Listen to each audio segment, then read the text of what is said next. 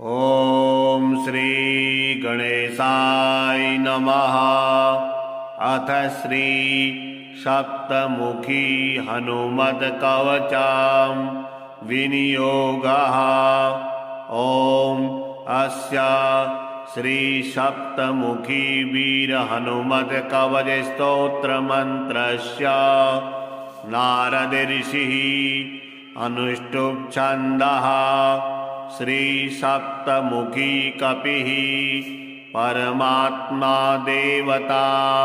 ह्रां बीजां ह्रीं शक्तिः ह्रौं कीलकां मम सर्वाभीष्टसिद्ध्यर्थे जपे विनियोगः। ॐ ह्रां अङ्गुष्ठाभ्यां नमः। ॐ ह्रीं तर्जनीभ्यां नमः। ॐ ह्रौं मध्यमाभ्यां नमः। ॐ ह्रैं अनामिकाभ्यां नमः। ॐ ह्रौं कनिष्ठिकाभ्यां नमः। ॐ ह्रः करतलकरपृष्ठाभ्यां नमः। ॐ ह्रां हृदयाय नमः। ॐ ह्रीं शिरसे स्वाहा। ॐ ह्रौं शिखायै वषट्। ॐ ह्रैं कवचाय हुं। ॐ ह्रौं नेत्रत्रयाय वषट्। ॐ ह्रः अस्त्राय फट्। ब्रह्मोवाच सप्तशीर्षः प्रवक्ष्यामि कवचं सर्वसिद्धिदां। जपत्वा हनुमतो नित्यं सर्वपापैः प्रमुच्यते। सप्तस्वर्गपतिः पायात् शिखां मे मारुतात्मजः। सप्तमूर्धा शिरो व्यान्मे सप्तार्चिर्भालदेशकां। त्रिसप्तनेत्रो नेत्रे व्यात् सप्तस्वर्गतिः श्रुति। नासां सप्तपदार्थो व्यान् मुखां सप्तमुखोऽवतु। सप्तजिह्वस्तु रसनां हृदान् सप्तहयोर्वतु। सप्तच्छन्दो हरिः पातु कण्ठं बाहुगिरिस्थितः। करौ चतुर्दश करो भूधरो व्यान्ममाङ्गुलिः। सप्तर्षि ध्यातो हृदय मुद्रां कुक्षिसागरः। सप्तद्वीपपतिश्चित्तं सप्तव्याहृतिरूपवान्। कटिं मे सप्तसंस्थार्था दायकः सप्तनी मम। सप्तग्रहस्वरूपी मे जानुनी जङ्घयोस्तथा। सप्तधानप्रियः पादौ सप्तपातालधारकः। पशुं धनं च धान्यं च लक्ष्मीं लक्ष्मीप्रदोऽवतु। दारान् पुत्राश्च कन्याश्च कुटुम्बं विश्वपालकः।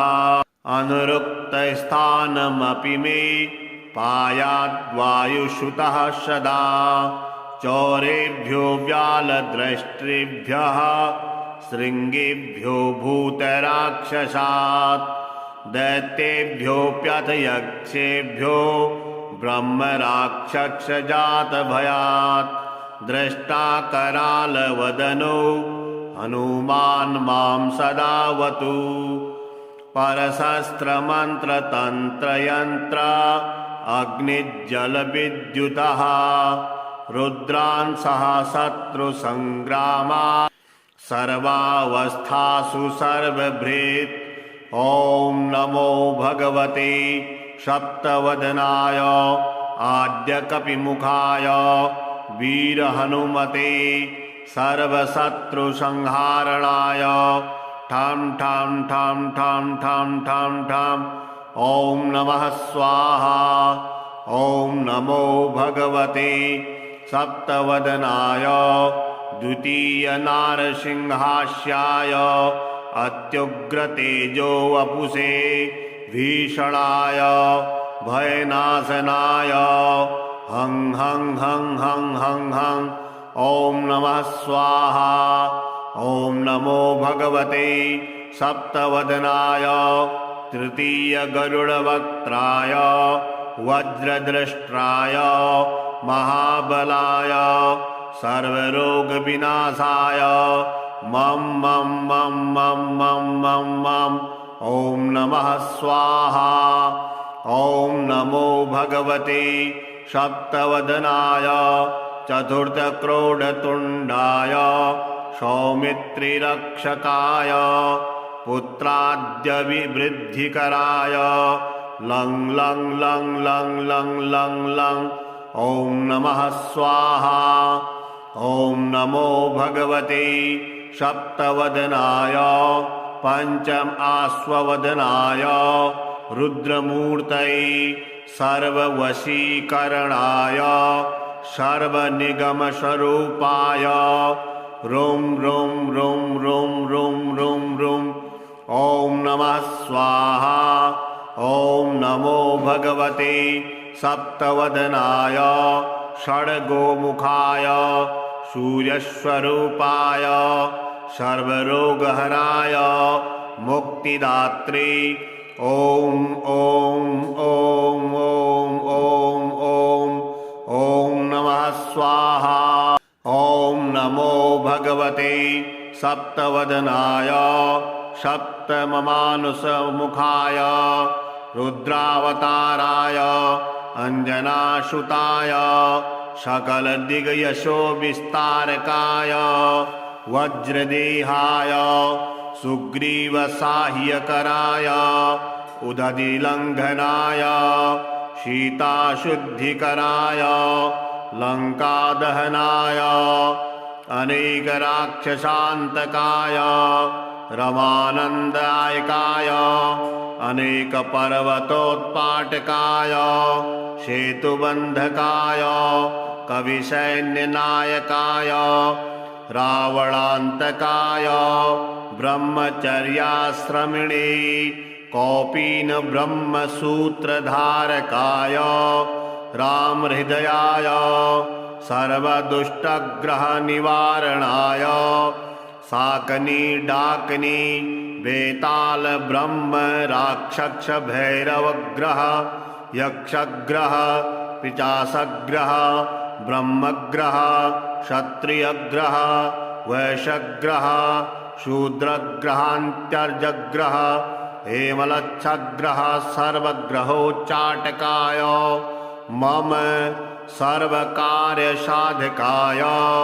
सर्वशत्रुसंहारकाय सिंहव्याघ्रादिदुष्टसत्त्वाकर्षकायै काहिकादिविभिज्वरच्छेदकाय परयन्त्रमन्त्रतन्त्रनाशकाय सर्वव्याधिनिर्कन्तकाय सर्वस्थावरजङ्गम विस्तम्भनकराय सर्वराजभय चोरभयाग्निभय प्रशमयाध्यात्मिकाधि आदिदैविक आदिभौतिक तापत्रय निवारणाय सर्वविद्या सर्वसंपत् सर्वपुरुषार्थ दायकाय साध्यकार्यसाधकाय सर्ववरप्रदाय सर्वाभीष्टकराय ॐ ह्रां ह्रीं ह्रौं ह्रैं ह्रौं ह्रः ॐ नमः स्वाहा। यैदं कवचं नित्यं सत्तास्य सहनुमतः त्रिसन्ध्यं जपति नित्यं सर्वशत्रुविनाशनं पुत्रपौत्रप्रदं सर्वं सम्पद्राज्यप्रदं परं सर्वरोगहरं चायुः कीर्तिदं पुण्यवर्धनं राजानां च वशं नीत्वा त्रैलोक्यविजयी भवेत्। इदं हि परमं गोप्यं देयं भक्तियुताय च न देयं भक्तिहीनाय दत्त्वा सनिरयं व्रजेत्। नामानि सर्वाण्यपवर्गदानानि रूपाणि विश्वानि च यस्य सन्ति कर्माणि देवैरपि दुर्घटानि तं मारुतिं सप्तमुखं प्रपद्ये। ब्रह्मोवाच सप्तशीर्षः प्रवक्ष्यामि कवचं सर्वसिद्धिदां जपत्वा हनुमतो नित्यं सर्वपापैः प्रमुच्यते। सप्तस्वर्गपतिः पायात् शिखां मे मारुतात्मजः सप्तमूर्धा शिरोव्यान्मे सप्तार्चिर्भालदेशकां त्रिसप्तनेत्रो नेत्रेभ्यात् सप्तस्वरगतिः श्रुति नासां सप्तपदार्थोऽव्यान् मुखां सप्तमुखोऽवतु सप्तजिह्वस्तु रसनां हृदान् सप्तहयोर्वतु सप्तच्छन्दो हरिः पातु कंठं बाहुगिरिस्थितः करौ चतुर्दश करो भूधरो व्यान्ममाङ्गुलिः सप्तर्षि ध्यातो हृदय मुद्रां कुक्षिसागरः सप्तद्वीपपतिश्चित्तं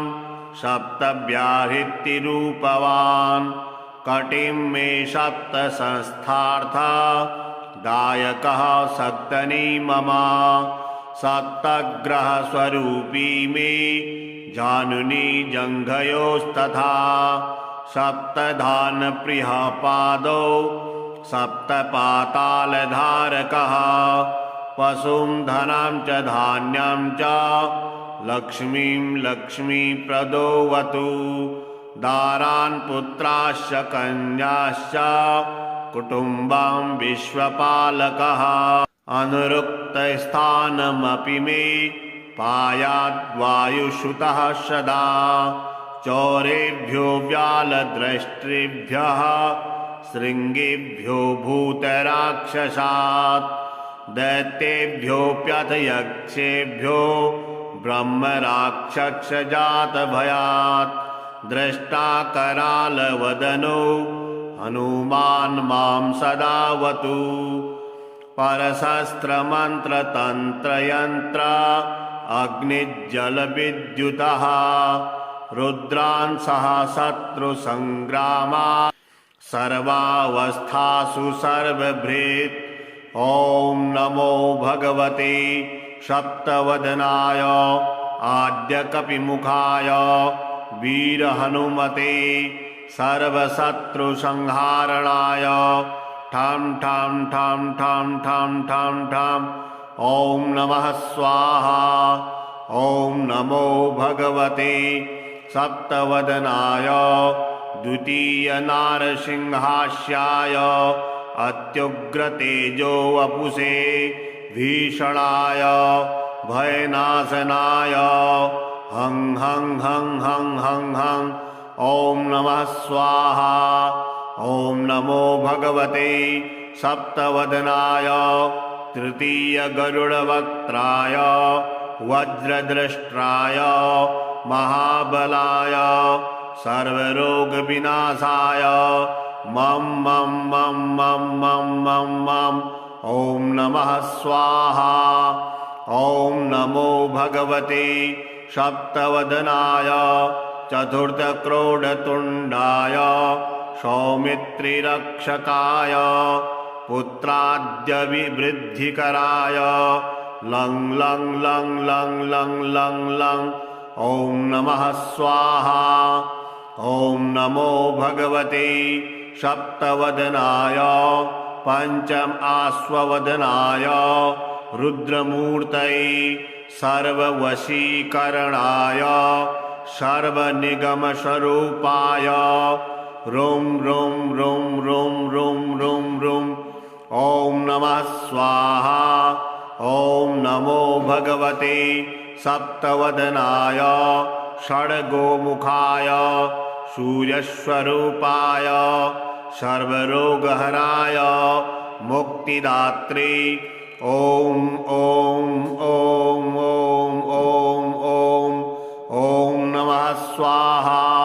ॐ नमो भगवते सप्तवदनाय सप्तममानुषमुखाय रुद्रावताराय अंजनासुताय सकलदिग्यशो विस्तारकाय वज्रदेहाय सुग्रीवसाह्यकराय उदधिलङ्घनाय सीताशुद्धिकराय लङ्कादहनाय अनेकराक्षसान्तकाय रमानन्दायकाय अनेकपर्वतोत्पाटकाय सेतुबन्धकाय कविसैन्यनायकाय रावणान्तकाय ब्रह्मचर्याश्रमिणे कौपीनब्रह्मसूत्रधारकाय रामहृदयाय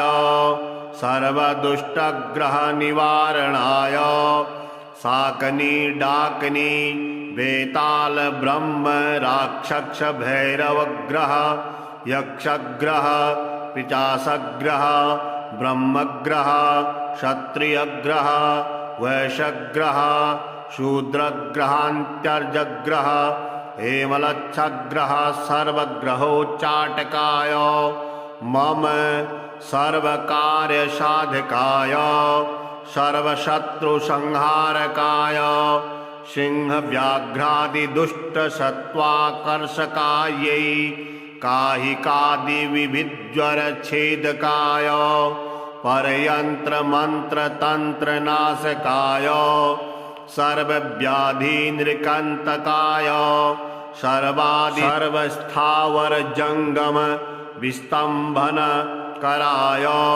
सर्वराजभय चोरभयाग्निभय प्रशमयाध्यात्मिकाधि आदिदैविक आदिभौतिक तापत्रय निवारणाय सर्वविद्या सर्वसंपत् सर्वपुरुषार्थ दायकायात् साध्यकार्य साधकाय सर्ववरप्रदाय सर्वाभीष्टकराय ॐ ह्रां ह्रीं ह्रौं ह्रैं ह्रौं ह्रः ॐ नमः स्वाहा यैदं कवचं नित्यं सत्तास्य सहनुमतः त्रिसन्ध्यं जपति नित्यं सर्वशत्रुविनाशनं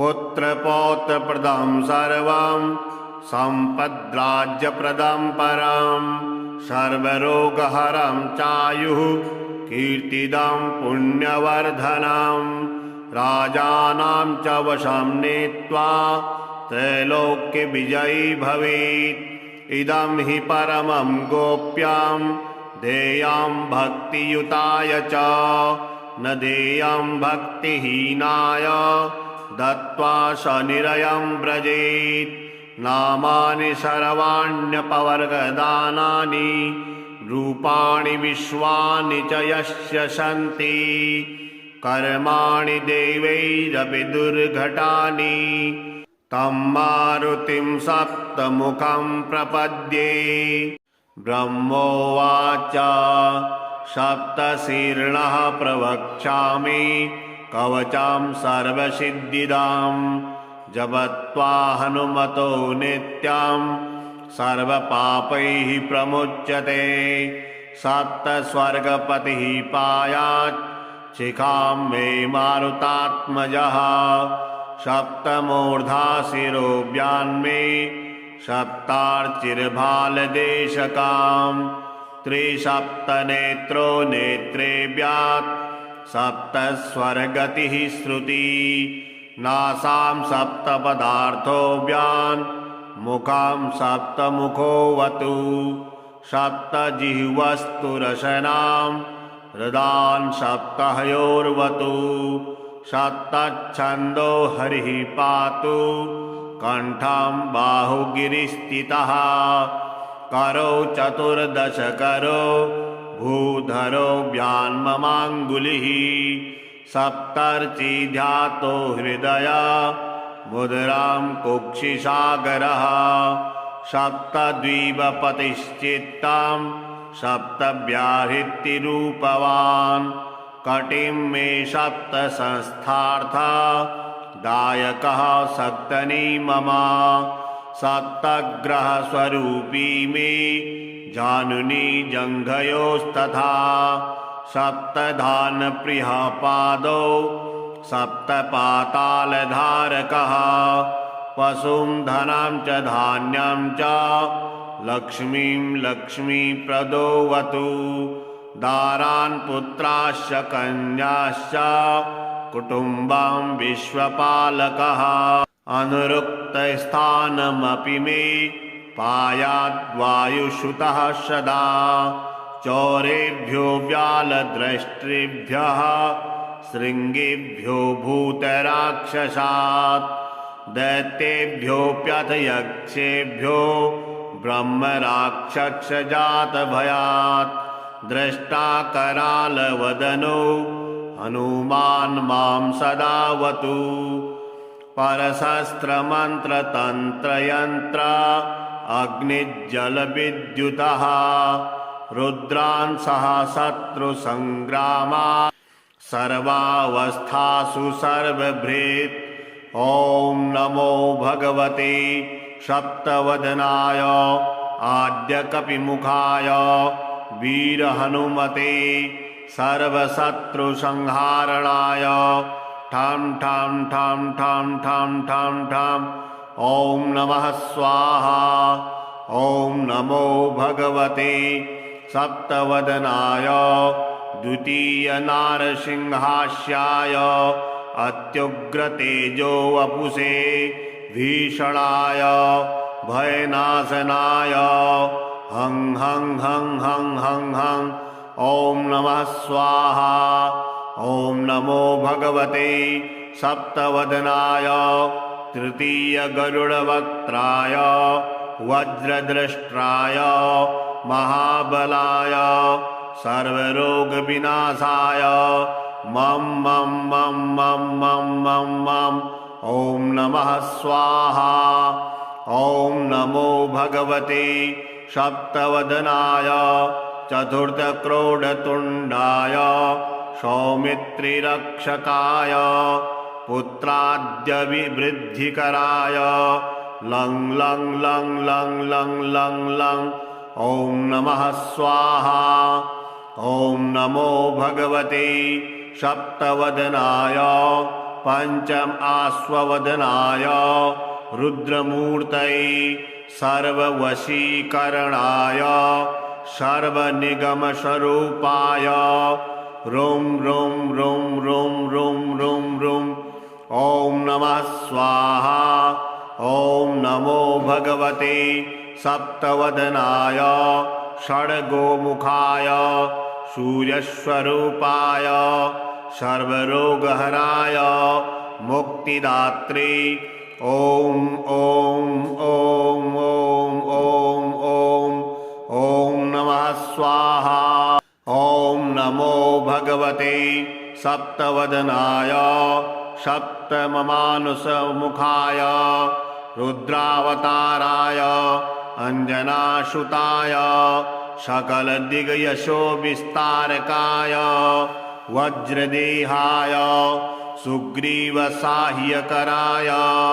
उदधिलङ्घनाय सीताशुद्धिकराय लङ्कादहनाय अनेकराक्षसान्तकाय रमानन्दायकाय अनेकपर्वतोत्पाटकाय सेतुबन्धकाय कविसैन्यनायकाय रावणान्तकाय ब्रह्मचर्याश्रमिणे कौपीनब्रह्मसूत्रधारकाय रामहृदयाय सर्वदुष्टग्रहनिवारणाय शाकनी डाकनी बेताल ब्रह्म राक्षस भैरवग्रह यक्षग्रह पिचासग्रह ब्रह्मग्रह क्षत्रियग्रह वैश्यग्रह शूद्रग्रहान्त्यर्जग्रह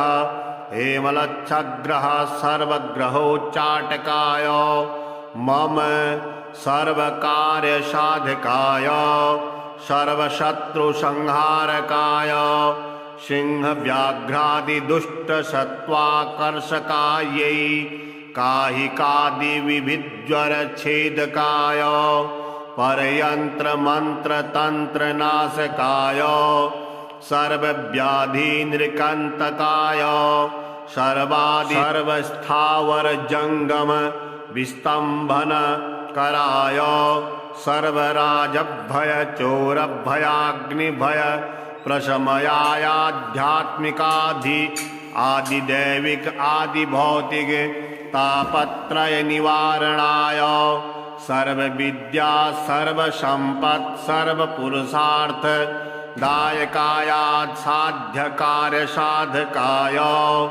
सर्ववरप्रदाय सर्वाभीष्टकराय ॐ ह्रां ह्रीं ह्रौं ह्रैं ह्रौं ह्रः ॐ नमः स्वाहा। यैदं कवचं नित्यं सत्तास्य सहनुमतः त्रिसन्ध्यं जपति नित्यं सर्वशत्रुविनाशनं पुत्रपौत्रप्रदं सर्वं सम्पद्राज्यप्रदं परं सर्वरोगहरं चायुः कीर्तिदं पुण्यवर्धनं राजानां च वशं नीत्वा त्रैलोक्यविजयी भवेत्। इदं हि परमं गोप्यं देयं भक्तियुताय च न देयं भक्तिहीनाय दत्त्वा सनिरयं व्रजेत्। नामानि सर्वाण्यपवर्गदानानि रूपाणि विश्वानि च यस्य सन्ति कर्माणि देवैरपि दुर्घटानि तं मारुतिं सप्तमुखं प्रपद्ये। ब्रह्मोवाच सप्तशीर्षः प्रवक्ष्यामि कवचं सर्वसिद्धिदां जपत्वा हनुमतो नित्यं सर्वपापैः प्रमुच्यते। सप्तस्वर्गपतिः पायात् शिखां मे मारुतात्मजः सप्तमूर्धा शिरोव्यान्मे सप्तार्चिर्भालदेशकां त्रिसप्तनेत्रो नेत्रेभ्यात् सप्तस्वरगतिः श्रुति नासां सप्तपदार्थोऽव्यान् मुखां सप्तमुखोऽवतु सप्तजिह्वस्तु रसनां हृदान् सप्तहयोर्वतु सप्तच्छन्दो हरिः पातु कण्ठं बाहुगिरिस्थितः करौ चतुर्दशकरो भूधरो व्यान्ममाङ्गुलिः सप्तर्षि ध्यातो हृदय मुद्रां कुक्षिसागरः सप्तद्वीपपतिश्चित्तं सप्तव्याहृतिरूपवान् कटिं मे सप्तसंस्थार्था दायकः सप्तनी मम सप्तग्रहस्वरूपी मे जानुनी जङ्घयोस्तथा सप्तधानप्रियः पादौ सप्तपातालधारकः पशुं धनं च धान्यं च लक्ष्मीं लक्ष्मीप्रदोऽवतु दारान् पुत्राश्च कन्याश्च कुटुम्बं विश्वपालकः अनुरुक्तस्थानमपि मे पायाद्वायुश्रुतः सदा चौरेभ्यो व्यालद्रष्टृभ्यः शृङ्गेभ्यो भूतराक्षसात् दैत्येभ्योऽप्यथ यक्षेभ्यो ब्रह्मराक्षसजातभयात् दृष्टा करालवदनो हनुमान् मां सदावतु परशस्त्रमन्त्रतन्त्रयन्त्र अग्निज्जलविद्युतः रुद्रान् सह शत्रुसङ्ग्रामात् सर्वावस्थासु सर्वभृत् ॐ नमो भगवते सप्तवदनाय आद्यकपिमुखाय वीरहनुमते सर्वशत्रुसंहारणाय ठं ठं ठं ठं ठं ठं ठं ॐ नमः स्वाहा। ॐ नमो भगवते सप्तवदनाय द्वितीयनारसिंहास्याय अत्युग्रतेजो वपुषे भीषणाय भयनाशनाय हं हं हं हं हं हं ॐ नमः स्वाहा। ॐ नमो भगवते सप्तवदनाय तृतीयगरुडवक्त्राय वज्रदृष्ट्राय महाबलाय सर्वरोगविनाशाय मं मं मं मं मं मं मं ॐ नमः स्वाहा। ॐ नमो भगवते सप्तवदनाय चतुर्थक्रोडतुण्डाय सौमित्रिरक्षकाय पुत्राद्यविवृद्धिकराय लं लं लं लं लं लं लं ॐ नमः स्वाहा। ॐ नमो भगवते सप्तवदनाय पञ्चमाश्ववदनाय रुद्रमूर्तये सर्ववशीकरणाय सर्वनिगमस्वरूपाय रुं रुं रुं रुं रुं रुं रुं ॐ नमः स्वाहा। ॐ नमो भगवते सप्तवदनाय षड्गोमुखाय सूर्यस्वरूपाय सर्वरोगहराय मुक्तिदात्रे ॐ ॐ ॐ ॐ ॐ ॐ ॐ नमः स्वाहा। ॐ नमो भगवते सप्तवदनाय सप्तममानुषमुखाय रुद्रावताराय अंजनासुताय सकलदिग्यशो विस्तारकाय वज्रदेहाय सुग्रीवसाह्यकराय उदधिलङ्घनाय सीताशुद्धिकराय लङ्कादहनाय अनेकराक्षसान्तकाय रमानन्दायकाय अनेकपर्वतोत्पाटकाय सेतुबन्धकाय कविसैन्यनायकाय रावणान्तकाय ब्रह्मचर्याश्रमिणे कौपीनब्रह्मसूत्रधारकाय रामहृदयाय सर्वदुष्टग्रहनिवारणाय शाकनी डाकनी बेताल ब्रह्म राक्षस भैरवग्रह यक्षग्रह पिचासग्रह ब्रह्मग्रह क्षत्रियग्रह वैश्यग्रह शूद्रग्रहान्त्यर्जग्रह हेमलच्छग्रह सर्वग्रहोच्चाटकाय मम सर्वकार्यसाधकाय सर्वशत्रुसंहारकाय सिंहव्याघ्रादिदुष्टसत्त्वाकर्षकायै काहिकादिविभिज्वरच्छेदकाय परयन्त्रमन्त्रतन्त्रनाशकाय सर्वव्याधिनृकन्तकाय सर्वस्थावरजङ्गम विस्तम्भनकराय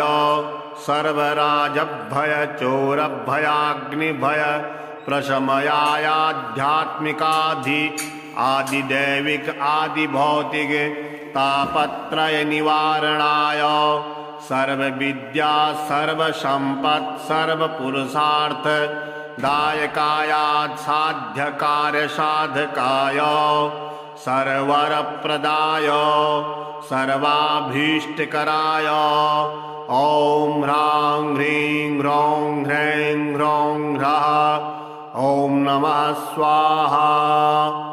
यैदं कवचं नित्यं सत्तास्य सहनुमतः त्रिसन्ध्यं जपति नित्यं सर्वशत्रुविनाशनं पुत्रपौत्रप्रदं सर्वं सम्पद्राज्यप्रदं परं सर्वरोगहरं चायुः कीर्तिदं पुण्यवर्धनं राजानां च वशं नीत्वा त्रैलोक्यविजयी भवेत्। इदं हि परमं गोप्यां देयं भक्तियुताय च न देयं भक्तिहीनाय दत्त्वा स निरयं व्रजेत्। नामानि सर्वाण्यपवर्गदानानि रूपाणि विश्वानि च यस्य सन्ति कर्माणि देवैरपि दुर्घटानि तं मारुतिं सप्तमुखं प्रपद्ये। ब्रह्मोवाच सप्तशीर्षः प्रवक्ष्यामि कवचं सर्वसिद्धिदां जपत्वा हनुमतो नित्यं सर्वपापैः प्रमुच्यते। सप्तस्वर्गपतिः पायात् शिखां मे मारुतात्मजः सप्तमूर्धा शिरोव्यान्मे सप्तार्चिर्भालदेशकां त्रिसप्तनेत्रो नेत्रेभ्यात् सप्तस्वर्गतिः श्रुति नासां सप्तपदार्थोऽव्यान् मुखां सप्तमुखोऽवतु सप्तजिह्वस्तु रसनां हृदान् सप्तहयोर्वतु सप्तच्छन्दो हरिः पातु कण्ठं बाहुगिरिस्थितः करौ चतुर्दशकरो भूधरो व्यान्ममाङ्गुलिः सप्तर्षि ध्यातो हृदय मुद्रां कुक्षिसागरः सप्तद्वीपपतिश्चित्तं सप्तव्याहृतिरूपवान् कटिं मे सप्तसंस्थार्था दायकः सप्तनी मम सप्तग्रहस्वरूपी मे जानुनी जङ्घयोस्तथा सप्तधानप्रियः पादौ सप्तपातालधारकः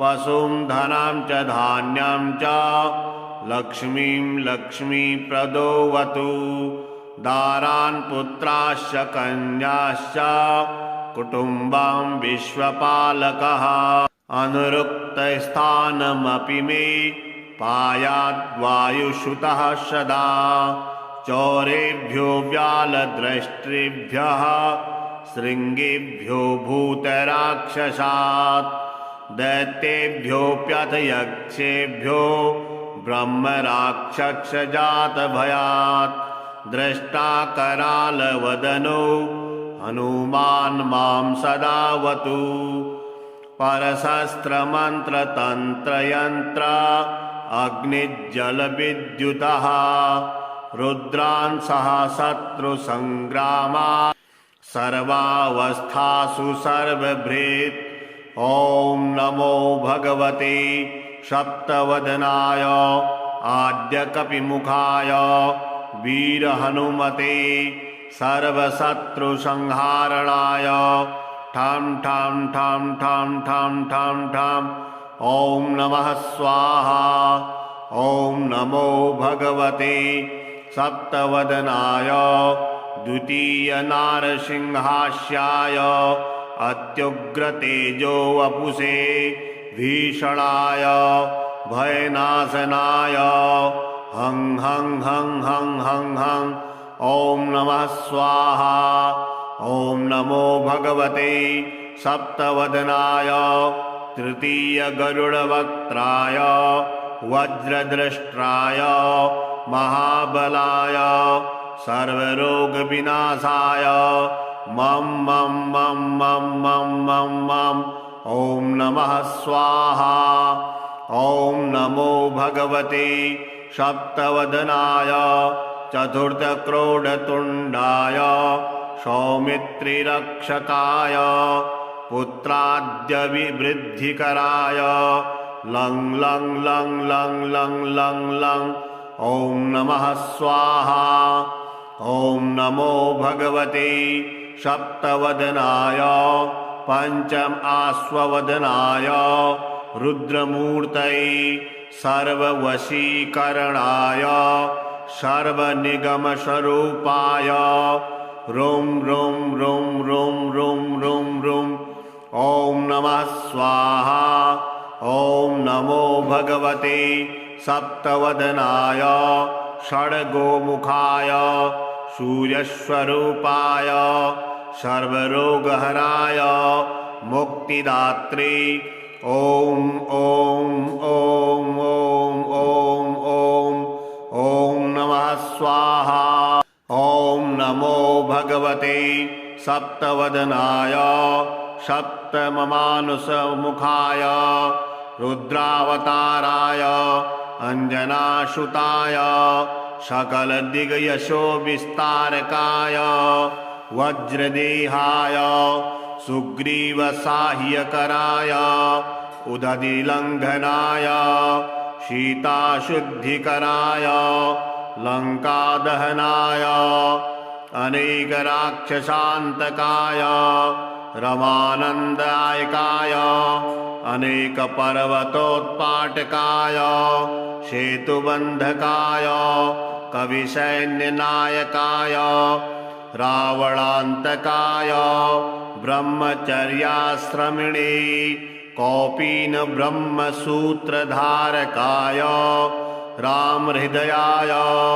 सर्वदुष्टग्रहनिवारणाय शाकनी डाकनी वेताल ब्रह्म राक्षस भैरवग्रह यक्षग्रह पिचासग्रह ब्रह्मग्रह क्षत्रियग्रह वैश्यग्रह शूद्रग्रहान्त्यर्जग्रह हेमलच्छग्रह सर्वग्रहोच्चाटकाय मम सर्वकार्यसाधकाय सर्वशत्रुसंहारकाय सिंहव्याघ्रादिदुष्टसत्त्वाकर्षकायै काहिकादिविभिज्वरच्छेदकाय परयन्त्रमन्त्रतन्त्रनाशकाय सर्वव्याधिनिर्कन्तकाय सर्वस्थावरजङ्गम विस्तम्भनकराय सर्वराजभय चोरभयाग्निभय प्रशमयाध्यात्मिकाधि आदिदैविक आदिभौतिक तापत्रय निवारणाय सर्वविद्या सर्वसंपत् सर्वपुरुषार्थ दायकाय साध्यकार्यसाधकाय सर्ववरप्रदाय सर्वाभीष्टकराय ॐ ह्रां ह्रीं ह्रौं ह्रैं ह्रौं ह्रः ॐ नमः स्वाहा। यैदं कवचं नित्यं सत्तास्य सहनुमतः त्रिसन्ध्यं जपति नित्यं सर्वशत्रुविनाशनं पुत्रपौत्रप्रदं सर्वं सम्पद्राज्यप्रदं परं सर्वरोगहरं चायुः कीर्तिदं पुण्यवर्धनं राजानां च वशं नीत्वा त्रैलोक्यविजयी भवेत्। इदं हि परमं गोप्यं देयं भक्तियुताय च न देयं भक्तिहीनाय दत्त्वा सनिरयं व्रजेत्।